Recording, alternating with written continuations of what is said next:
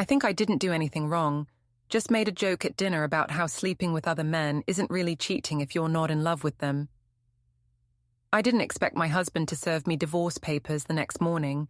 He even called it just a joke, but his face told me he wasn't joking at all.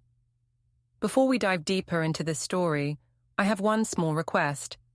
Please subscribe, drop a like, comment, and hit that hype button to boost this channel so more people can discover these incredible stories. The laughter at our corner table was infectious, or at least I thought it was. We'd gathered at Marcello's, one of those trendy downtown spots where the lighting is dim enough to hide wrinkles but bright enough to catch every expression. Ethan sat beside me, methodically cutting his steak while I regaled our friends with stories from my insurance office. "You know what's funny?" I said, swirling my third glass of wine. "Everyone acts like marriage is this sacred contract, but honestly, sleeping with other men isn't really cheating if you're not in love with them. It's just physical maintenance." The table went quiet for a beat. Paula, my younger sister, snorted with laughter first. "Oh my God, Meli, you're terrible." But she was grinning. My mother-in-law, Ruth, however, wasn't. Her fork paused halfway to her mouth, and I caught the sharp look she exchanged with Linda, Ethan's sister. Ethan himself had gone completely still beside me. "I mean, think about it," I continued, emboldened by Paula's reaction and my mother Gwen's knowing smile. "Men compartmentalize all the time. Why can't women? It's not like I'm running off to Vegas or anything." "Meli," Ethan said quietly, his voice carrying a warning I chose to ignore. "What?" "I'm just saying marriage doesn't have to be this suffocating prison. A little excitement never hurt anyone." I reached over and patted his hand condescendingly. "Don't be such a prude, honey." The forced laughter that followed felt brittle. Ruth's face had gone pale, and she kept glancing at 8-year-old Jenna, who was coloring on her kids' menu, seemingly oblivious to the adult conversation. "Maybe we should talk about something else," Linda suggested diplomatically, but I was on a roll. "I'm just being honest about what everyone's thinking. Marriage is work, and sometimes you need a little inspiration to keep things interesting at home." Ethan stood abruptly, his chair scraping against the floor. "Excuse me," he muttered, heading toward the restrooms. The silence stretched uncomfortably until Paula jumped in with a story about her latest dating disaster, but I could feel the judgment radiating from Ruth's side of the table. When I excused myself to the ladies' room 10 minutes later, she followed. "Is there something you need to tell the family, Melisande?" Ruth's voice was steel-wrapped in velvet as she cornered me by the sinks. "I don't know what you mean," I replied, touching up my lipstick with practiced nonchalance. "That wasn't a joke back there. That was a confession." I turned to face her, letting my mask slip just enough to show my irritation. "Ruth, you're being dramatic. It was just dinner conversation." But as I walked back to the table, I caught Ethan watching me with an expression I'd never seen before. Not hurt, not anger, but something far more dangerous: calculation. The next few weeks fell into a familiar rhythm of deception that I'd perfected over the past 6 months. At my office, I'd wait until my co-workers were at lunch before texting Brandon, my fingers flying over the keyboard with messages that would have made Ethan's head spin. "Can't wait to see you tonight. Tell me again how boring your wife must be to let you slip away so easily." Brandon's responses were always perfectly crafted to feed my ego. "You're nothing like her. You actually know how to have fun." It was intoxicating, this double life. During the day, I was Melisande Quarles, dutiful wife and mother, processing insurance claims and attending PTA meetings. But in the stolen hours at Brandon's downtown apartment, I was someone else entirely: desired, exciting, free. The trick was managing the details. I'd learned to delete text threads immediately, to pay for hotel rooms with cash, to create elaborate stories about working late or meeting girlfriends. When Ethan questioned my overtime hours, I'd flip the script. Are you seriously going to interrogate me about work now? I'd snap, making him the unreasonable one. I'm trying to contribute to this family, and you're acting like some controlling husband from the 1950s. It worked every time. Ethan would retreat, apologize, and I'd magnanimously forgive him while planning my next rendezvous. But lately, the game was getting more complicated. Brandon had grown distant after that dinner at Marcello's, claiming his own wife was getting suspicious. Ethan had become quieter, more observant, asking casual questions about my day that felt like interrogations. And Jenna, sweet, perceptive Jenna, had started acting out at school, clinging to Ethan when he came home and barely acknowledging me. She's just going through a phase, I told him when the school counselor called about Jenna's behavioral issues. Kids are resilient. But Ethan's response chilled me. Are they? I wonder what she's picking up on that we're not seeing. That night, I found him in the kitchen at 2 a.m., staring at his laptop screen. When I approached, he closed it quickly. Can't sleep? I asked, trying to sound casual. Just work stuff, he replied, but his eyes didn't meet mine. The next morning, my phone buzzed with a text from Ruth. Call me when you're ready to tell the truth. I deleted it immediately, but the message had already burrowed under my skin. How much did she know? How much did any of them know? I was about to find out. I decided the best defense was a good offense, so I orchestrated a family dinner at Ruth and Marcus's house the following Sunday. If there were whispers and suspicions, I'd face them head-on and control the narrative. It'll be good for Jenna to see the family, I told Ethan, who agreed with surprising readily. I should have recognized that as a red flag. The dinner started pleasantly enough. Ruth had made her famous pot roast, and Marcus regaled us with stories from his construction days. But I could feel the undercurrents, the way conversations died when I entered the room, the careful politeness that replaced genuine warmth. Halfway through dessert, Ruth struck. Melisande, there are some rumors going around, she said, her voice deceptively casual. About you and a man from your gym. The table went silent. Paula shot me a warning look, while Gwen bristled defensively. Ruth, that's completely inappropriate, my mother snapped.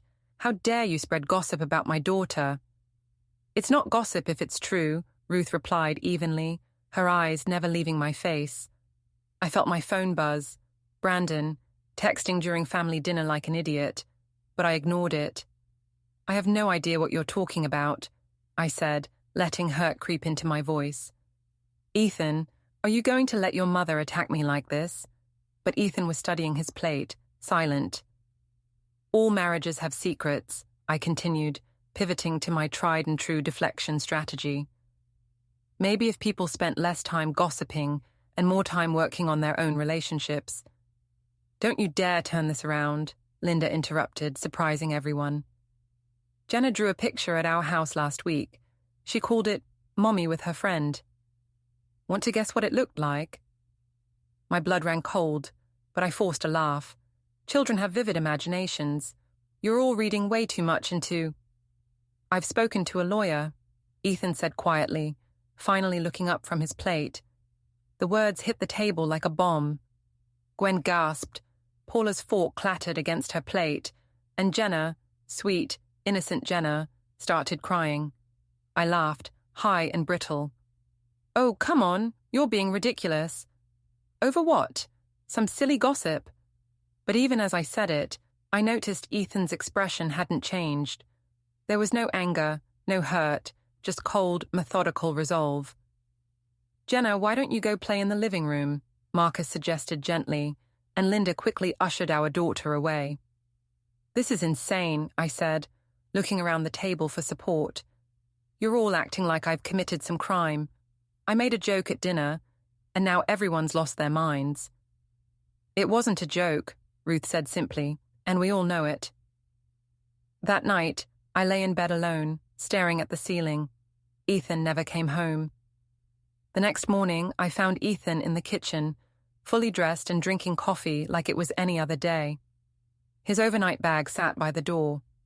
"Where were you?" I demanded, but he just looked at me with those same calculating eyes. "I stayed at my parents' house." I needed to think. "About what? This is ridiculous, Ethan. You're overreacting to nothing." He pulled out his phone and showed me the screen. Call logs, text timestamps, credit card statements. My heart stopped. "I've been documenting things for weeks," he said calmly. "The late nights, the changed passwords, the unexplained charges. Your friend Brandon seems expensive."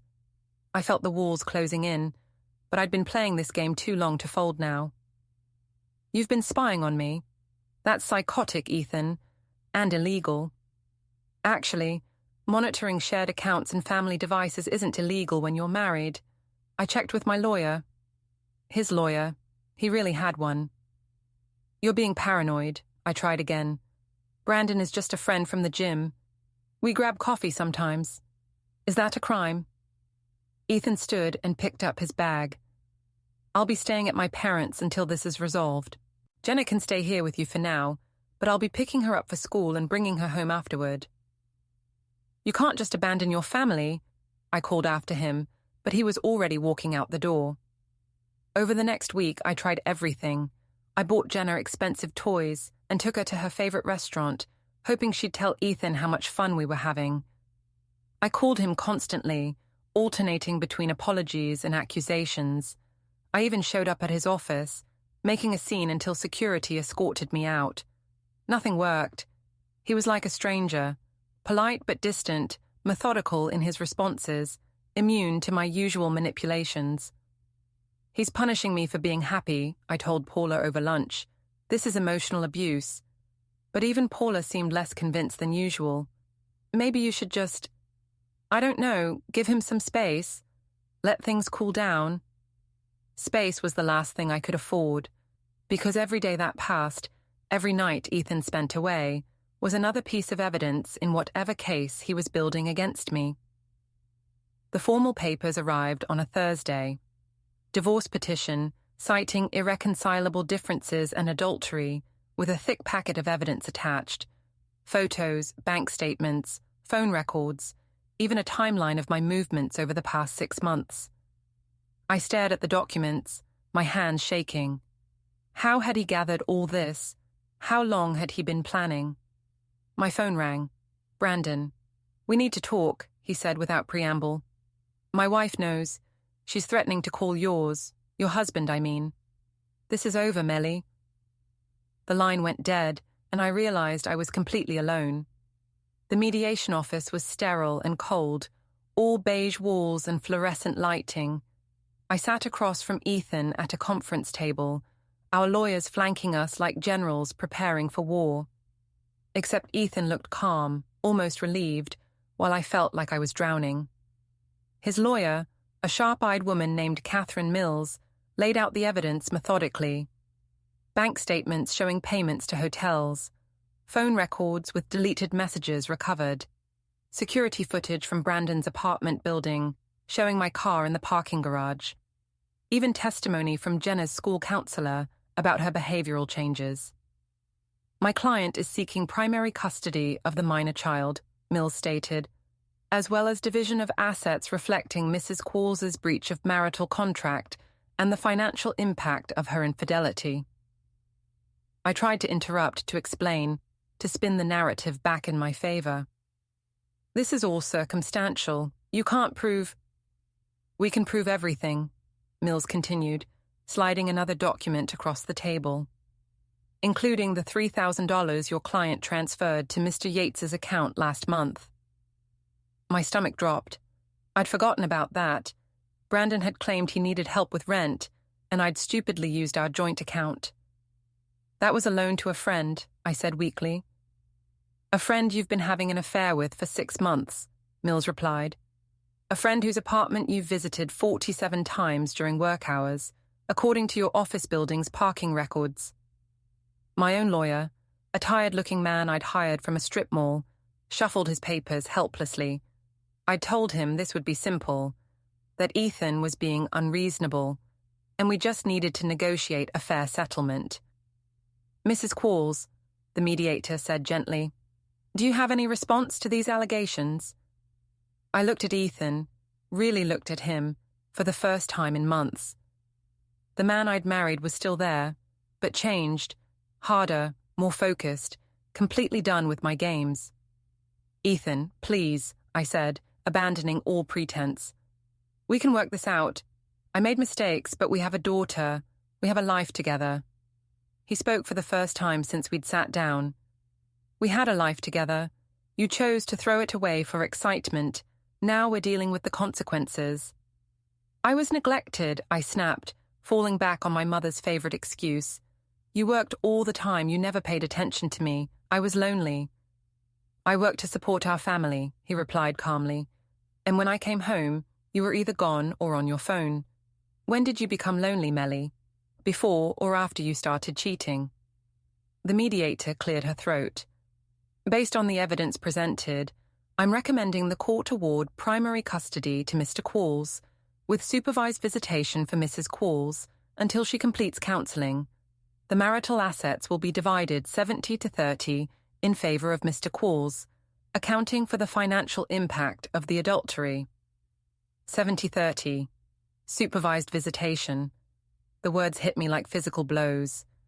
This isn't over, I said, standing abruptly. I'll fight this in court. I'll tell everyone how you really are. Cold, controlling, emotionally absent. Ethan just nodded. You're welcome to try, but the evidence speaks for itself. As I stormed out of the mediation office, I heard Mills telling Ethan about court dates and custody schedules. They were already moving forward, planning a future that didn't include me. For the first time since this whole nightmare began, I realized I might actually lose everything. The courthouse was smaller than I'd expected, and far less dramatic than the legal dramas on TV. Judge Patricia Hendricks was a no-nonsense woman in her 50s who'd clearly seen it all before. She reviewed our case with the same expression I used for routine insurance claims, professional, thorough, and utterly unmoved by emotion. I'd spent the morning in the bathroom, practicing my speech about being a devoted mother who'd made mistakes but deserved forgiveness. I'd worn my most conservative dress and minimal makeup, hoping to project remorse and stability. None of it mattered. Judge Hendricks read through the evidence methodically, the bank statements, the phone records, the testimony from Jenna's teachers about her declining grades and behavioral issues. She even reviewed the transcript from our mediation, where I'd accused Ethan of neglect. Mrs. Quarles, she said finally, your actions over the past 6 months demonstrate a pattern of deception, financial irresponsibility, and disregard for your child's emotional well-being. The court finds that Mr. Quarles' request for primary custody is in the best interest of the minor child. I started to object, but she held up a hand. Furthermore, the evidence of adultery and the financial impact thereof supports an unequal division of marital assets. Mr. Quarles will retain the family home and 70% of shared assets. Mrs. Quarles will have supervised visitation every other weekend, pending completion of court-ordered counselling. The gavel came down with a sound like a door slamming shut. I turned to look at Ethan, expecting to see triumph or satisfaction, but his face showed only relief. Jenna sat between Ruth and Linda, her small hand clutched in her grandmother's. She wouldn't meet my eyes. This isn't fair, I said to no one in particular. I was just trying to be happy. But the courtroom was already emptying. My mother Gwen was crying in the hallway, raging about the injustice of it all, but even Paula looked uncomfortable, avoiding my gaze as she mumbled something about needing to get back to work. Ethan walked past me without a word, Jenna's hand in his, Ruth and Marcus flanking them like protective shields. They looked like a family, complete, unified, moving forward. I stood alone in the empty courtroom, divorce papers in my hand, trying to figure out how a simple joke at dinner had led to this moment. The joke that wasn't really a joke, the affair that was supposed to be just excitement, the husband who was supposed to forgive and forget like he always did. Outside, I watched through the window as Ethan lifted Jenna into his car, both of them smiling about something I couldn't hear. They drove away without looking back, leaving me with the wreckage of the life I'd systematically destroyed in pursuit of something I couldn't even name anymore. My phone buzzed with a text from my landlord about next month's rent on the studio apartment I'd been forced to lease. The reality of my new life, weekends with my daughter under supervision, half the money I was used to, no safety net of marriage to catch me when I fell, settled over me like a weight. I joked that sleeping with other men wasn't cheating. Ethan had joked that divorce was quick. Turns out we were both telling the truth. Don't forget to hit like, subscribe, and turn on the bell so you don't miss the next story. Write in the comments from which city you are watching.